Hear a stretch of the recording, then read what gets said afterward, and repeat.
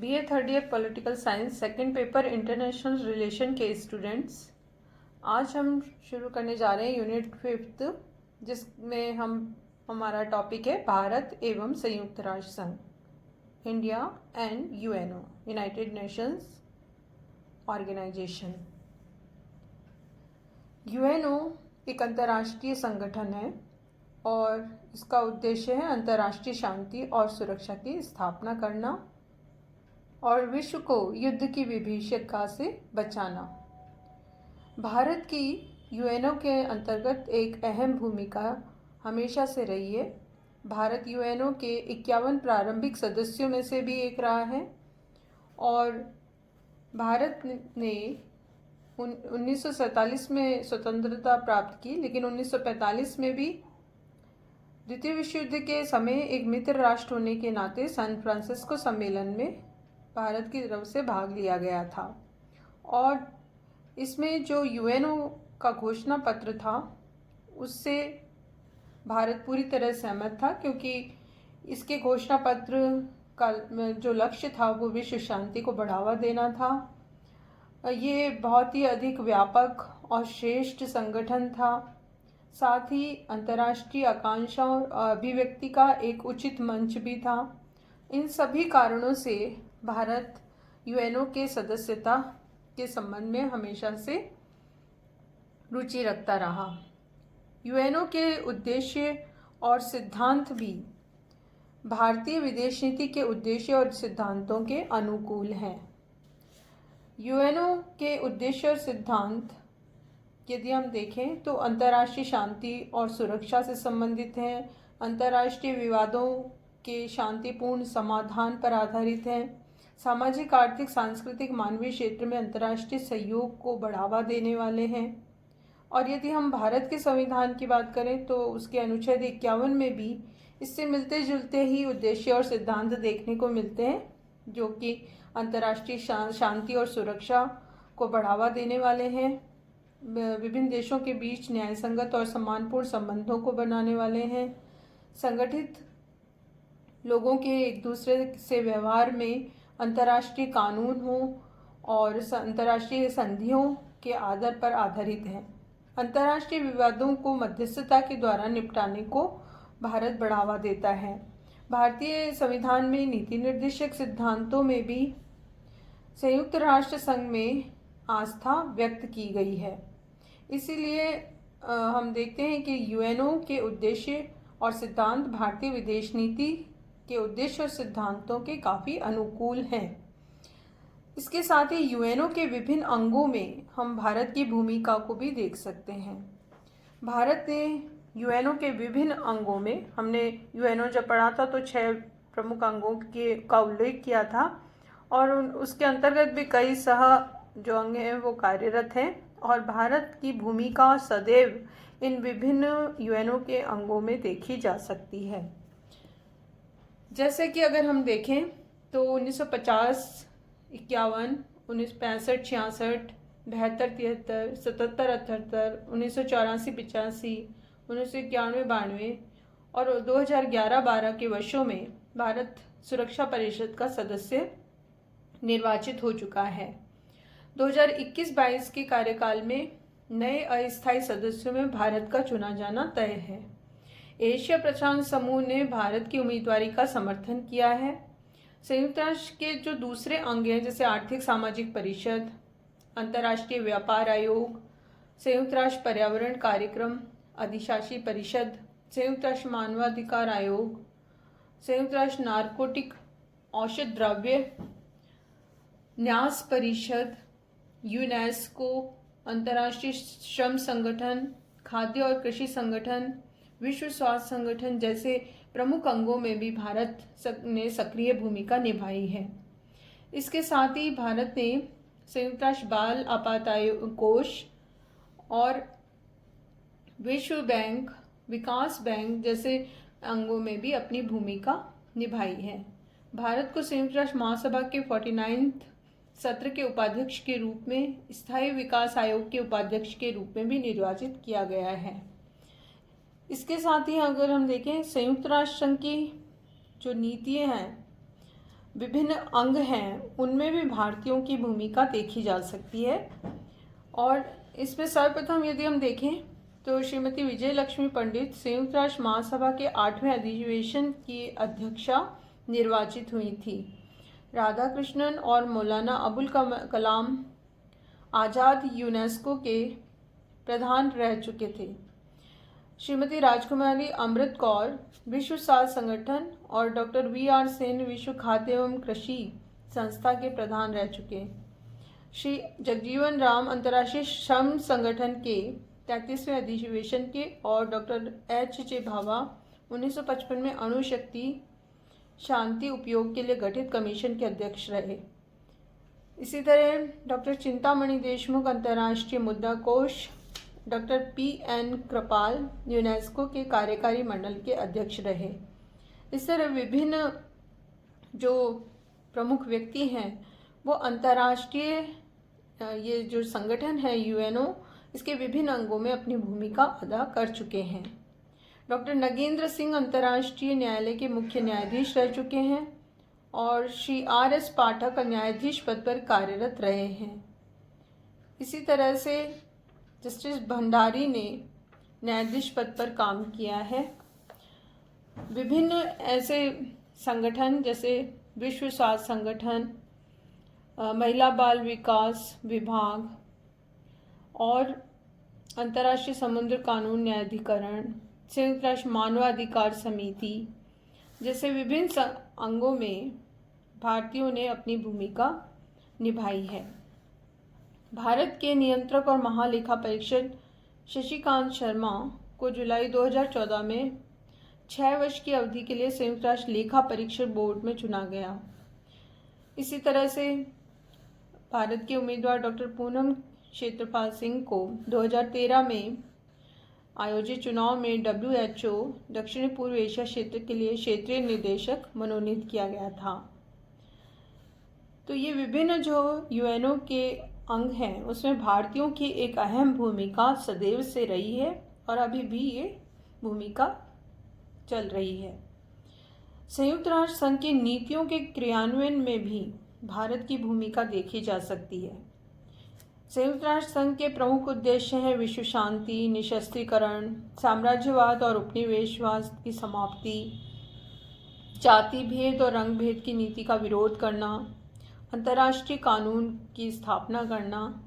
और भारत इन सभी उद्देश्य नीतियों को क्रियान्वित करने में सक्रिय भूमिका हमेशा से निर्वाह करता रहा है, क्योंकि भारत की जो विदेश नीति के आदर्श हैं, लक्ष्य हैं, वो UNO के इन उद्देश्यों और सिद्धांतों से काफ़ी मेल खाते हैं। जब प्रधानमंत्री नरसिम्हा राव अपने पद पे थे तो 21 जनवरी 1991 को सुरक्षा परिषद की शिखर बैठक में उन्होंने भाग लिया था, जिसमें उन्होंने अंतर्राष्ट्रीय शांति और सुरक्षा बनाए रखने में सुरक्षा परिषद का क्या दायित्व है इस विषय पर अपना वक्तव्य पढ़ा था। और उसमें उन्होंने विश्व शांति, सामूहिक सुरक्षा, निशस्त्रीकरण इत्यादि विषयों पर भारत की भूमिका का उल्लेख किया था। और भारत हमेशा शांतिपूर्ण तरीके से विश्व समस्या सुलझाने में विश्वास रखता है, ये अपना पक्ष उन्होंने रखा। भारत और गुटनिरपेक्ष विकासशील देशों के मुद्दों को उन्होंने रखा। और इसी तरह 2014 में UNO की महासभा को संबोधित किया। प्रधानमंत्री नरेंद्र मोदी ने सुरक्षा परिषद के विस्तार की अपील करते हुए संयुक्त राष्ट्र संघ को सुदृढ़ बनाने में भारत के पूर्ण सहयोग का भरोसा दिलाया था। इसी तरह से संयुक्त राष्ट्र संघ की नीतियों के क्रियान्वयन में भारत की भूमिका को हम इन प्रमुख बिंदुओं के आधार पर और स्पष्ट कर सकते हैं। एक तो ये कि भारत द्वारा उपनिवेशवाद के उन्मूलन की हमेशा मांग की गई है। भारत स्वयं भी उपनिवेशवाद का शिकार रहा है और जिससे उसको 15 अगस्त 1947 को मुक्ति प्राप्त हुई। और इसीलिए भारत का हमेशा से ये उद्देश्य रहा है कि विश्व में जहाँ भी उपनिवेशवाद का अंत करने की मांग उठती है, भारत उसका समर्थन करता है। स्वाधीनता प्राप्ति के बाद भारत UNO के माध्यम से उन देशों को न्याय दिलाने की बात हमेशा रखता रहा है जहाँ पराधीन देश हैं। भारत ने उपनिवेशवाद की हमेशा भर्त्सना की है, उसे मानव गरिमा का अपमान माना है, एशिया अफ्रीका में पिछड़ेपन और गरीबी का कारण बताया है। इसलिए भारत उपनिवेशवाद और वह उनकी जनता को स्वतंत्र करने की मांग को हमेशा समर्थन देता है।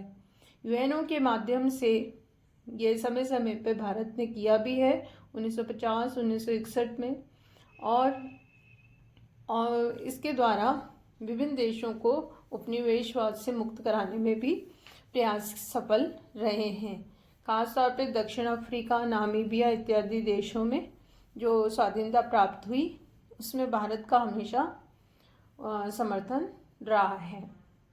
दूसरी चीज़, भारत द्वारा नस्लवाद और रंग भेद की नीति का विरोध किया जाना। यूएनओ के माध्यम से भारत जो जाति भेद और नस्ल भेद की नीति विश्व में व्याप्त है उसके द्वारा उस विरोध करता है। खास तौर पे जो अफ्रीकन कंट्रीज़ हैं जिसमें दक्षिण अफ्रीका में काले गोरे का भेद और रंग भेद की जो वह नीति प्रचलित थी उसका भारत ने हमेशा विरोध किया। 1946 में महासभा के प्रथम अधिवेशन में भारत ने दक्षिण अफ्रीका के भारतीय मूल के निवासियों के प्रति अपनाई जा रही जाति भेद की नीति का प्रश्न उठाया था और जाति भेद को संयुक्त राष्ट्र घोषणा पत्र का विरोधी घोषित किया गया। इसी के साथ भारत ने हमेशा से जहाँ भी रंग भेद और जाति भेद की नीति के लिए आंदोलन हुए, इसकी समाप्ति के लिए प्रयास किए गए, उसका हमेशा समर्थन किया है। यूएनओ में भारत के स्थायी प्रतिनिधियों ने रंग भेद के विरुद्ध विश्व जनमत का निर्माण करने में भूमिका अदा की। भारत रंग भेद के खिलाफ यूएनओ की विशेष समिति का संरक्षक है और यूएन महासभा द्वारा भारी बहुमत से पारित रंग भेद संबंधी संकल्पों की रूपरेखा बनाने में भी महत्वपूर्ण भूमिका अदा करता रहा है। एक और पॉइंट के आधार पर हम इसको एक्सप्लेन कर सकते हैं, वो है भारत द्वारा निशस्त्रीकरण के प्रयासों का समर्थन। यूएनओ का एक प्रमुख उद्देश्य है निशस्त्रीकरण, यानी दुनिया शस्त्रों से रहित हो और विश्व को युद्धों से बचाया जा सके। भारत यूएनओ के इस प्रयास में हमेशा सक्रिय योगदान देता रहा है और भारत की आस्था है कि निशस्त्रीकरण जो है उसमें जो धन खर्च होता है उसको विश्व में विकास और प्रगति पे खर्च किया जाए, और ये नीति भारत की काफ़ी अनुकूल नीति है। भारत ने परमाणु शक्ति संपन्नता हासिल की है, लेकिन साथ ही ये भी स्पष्ट किया है कि भारत परमाणु शक्ति का उपयोग केवल शांतिपूर्ण कार्यों में ही करेगा या फिर राष्ट्रीय सुरक्षा के संदर्भ में। इसके साथ ही 1963 में जो परीक्षण पर आंशिक प्रतिबंध संधि हुई थी उस पर हस्ताक्षर भी भारत ने किए थे। यूएनओ में निशस्त्रीकरण के संबंध में भारत ने समय समय पर सुझाव भी दिए हैं और उसमें आणविक आयुधों का परीक्षण बंद हो, आकस्मिक आक्रमण बंद किया जाए, इस तरह के सुझाव हमेशा से दिए जाते रहे हैं। 1968 में संयुक्त राष्ट्र में प्रस्तावित परमाणु अप्रसार संधि पर भारत ने इसलिए हस्ताक्षर नहीं किया था क्योंकि इसको आनुपातिक आधार पर किया जाना चाहिए ताकि सभी देशों के लिए संधि न्यायपूर्ण हो सके। संयुक्त राष्ट्र महासभा के 45वें सत्र में भारत ने निशस्त्रीकरण के संदर्भ में दो बातें रखी थी। एक तो वैज्ञानिक और प्रौद्योगिक विकास, अंतर्राष्ट्रीय सुरक्षा पर उसका प्रभाव, और दूसरा नाभिकीय अस्त्रों के प्रयोग पर प्रतिबंध से संबंधित अभिसमय। 1991 में भी भारत ने 3 मुख्य बहुपक्षीय निशस्त्रीकरण मंच को अपनी भूमिका दी। जेनेवा में निशस्त्रीकरण सम्मेलन, संयुक्त राष्ट्र निशस्त्रीकरण आयोग, संयुक्त राष्ट्र महासभा की प्रथम समिति। 1991 में तृतीय जैविकीय अस्त्र समीक्षा सम्मेलन में भी भारत ने योगदान दिया। 1993 में रासायनिक अस्त्र अभिसमय पर भारत ने हस्ताक्षर किए। इस तरह से भारत हमेशा से निशस्त्रीकरण को बढ़ावा देने के प्रयासों का समर्थक रहा है और जो जो भी यूएनओ की तरफ से ये प्रयास हुए हैं उसमें अहम भूमिका निभाता रहा है। 1998 में भी भारत ने निशस्त्रीकरण सम्मेलन में भूमिका अदा की। विकासशील देशों के साथ भारत ने नाभिकीय निशस्त्रीकरण पर वार्ता की और ये निरंतर करता आ रहा है। इसलिए भारत की नीति के ये काफ़ी अनुकूल नीति है यूएनओ की निशस्त्रीकरण, जिसका भारत हमेशा समर्थक रहा है।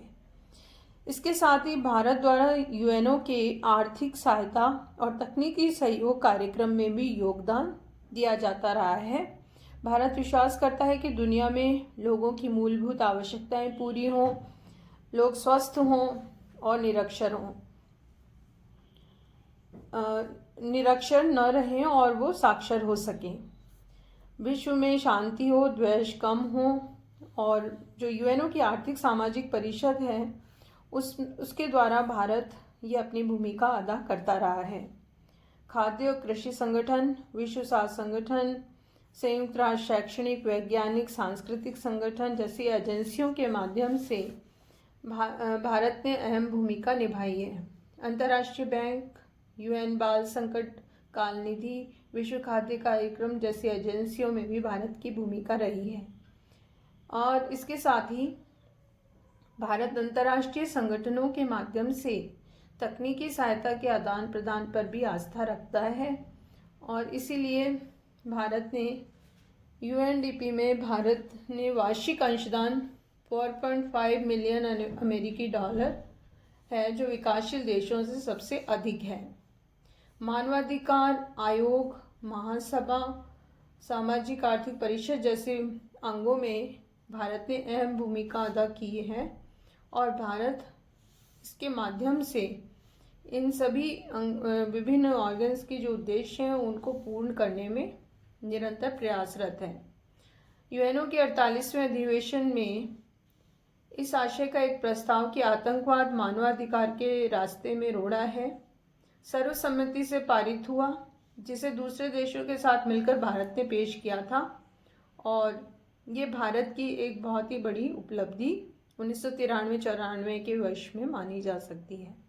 तो इस प्रकार हमने ये देखा कि यूएनओ के माध्यम से भारत एक अहम भूमिका अंतर्राष्ट्रीय संगठन में अदा करता है, और इन विभिन्न पॉइंट्स के द्वारा ये स्पष्ट किया जा सकता है कि यूएनओ में भारत की एक अहम भूमिका रही है और निरंतर भूमिका अदा कर रहा है।